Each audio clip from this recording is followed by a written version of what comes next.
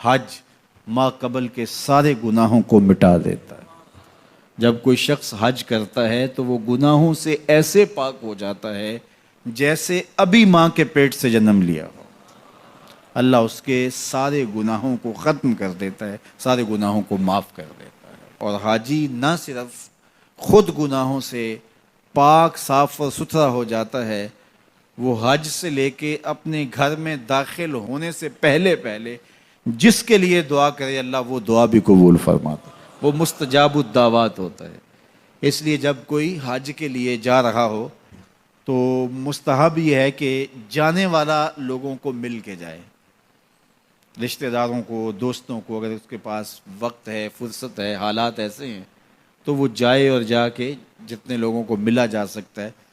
اگر کسی سے زیادتی کی ہے تو معافی تلافی کروا لے، ان کو مل کے جائے۔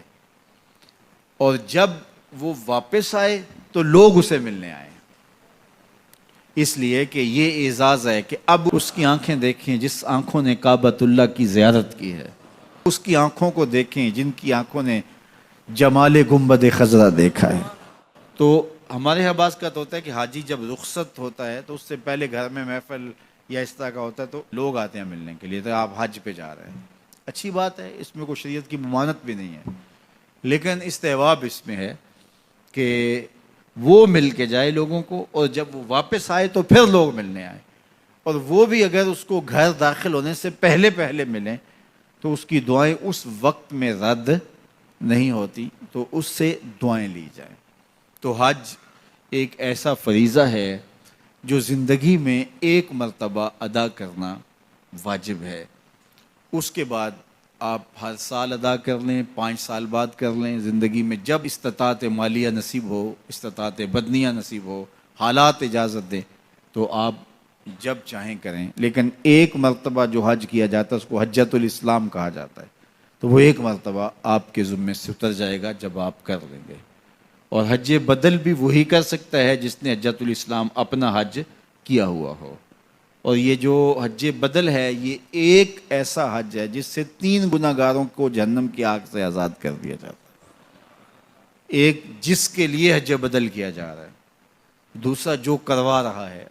اور تیسرا جو کر رہا ہے۔ حج ایک ہے لیکن 3 لوگوں کو برابر ثواب ملتا ہے۔ اس کو کسی شخص کا والد انتقال کر گیا، حج نہیں کر سکا، یا اس کے پاس بدنی طاقت نہیں ہے، تو اس کی طرف سے کسی کو حج اس کا بیٹا کروا رہا ہے،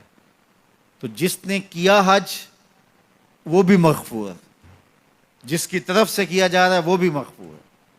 اور پیسے جو خرچ کر رہا ہے اپنے باپ کے لیے، اپنی بوڑھی ماں کے لیے، وہ بھی مغفور ہے۔ تو ایک حج 3 گناہگاروں کی بخشش کا ضامن بن گیا، یہ حج بدل کی برکتیں۔ تو حج گناہوں کو مٹاتا ہے، باطن کو ستھرا کرتا ہے، اندر کی پاکیزگی کا ضامن ہے، اور من کی روشنی کا سبب اور ذریعہ ہے۔ حج کے ارادے سے ہی طبیعت کے اندر سرشاریاں آنا شروع ہو جاتی ہیں، اور پھر جب انسان حج کے لیے نکلتا ہے تو یہ ایک ایسا سفر ہے، فرمایا گیا کہ حج عورتوں کا جہاد ہے، اور مردوں کے لیے بھی جہاد کا ایک حصہ ہے، اور چاہے جتنا ہی بڑا فاخرانہ لباس کیوں نہ کوئی شخص پہنتا ہو، شاہی جوڑے بھی کوئی زیب تن کرتا ہو، بادشاہ وقت بھی ہو، تو وہ بھی شاہی لباس اتار دے گا، 2 سفید کپڑوں میں اپنے آپ کو ملبوس کر لے گا، اور لبیک اللہم لبیک کی صدائیں